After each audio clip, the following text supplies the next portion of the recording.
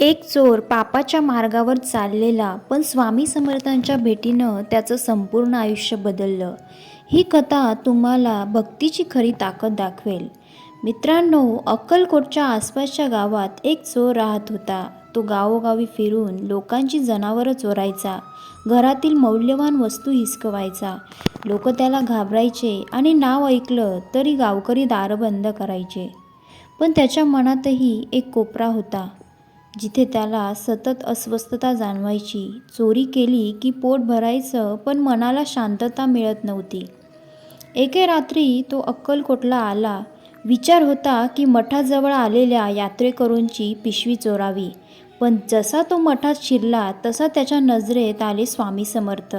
भव्य व्यक्तिमत्व, तेजस्वी डोळे आणि समाधीवर बसलेले. चोराचा हात आपोआप थांबला. तो त्यांच्यासमोर गेला, पण काही बोलू शकला नाही. स्वामी समर्थांनी त्याच्याकडे पाहिलं आणि हसून म्हणाले, "अरे, ही ताकद चोरीत का घालवतोयस?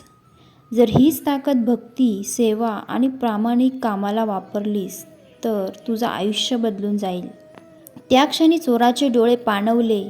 त्याने स्वामी समर्थांच्या चरणी डोकं टेकवलं आणि म्हणाला, "स्वामी, माझं आयुष्य वाया गेलं. मला माफ करा आणि मला योग्य मार्ग दाखवा."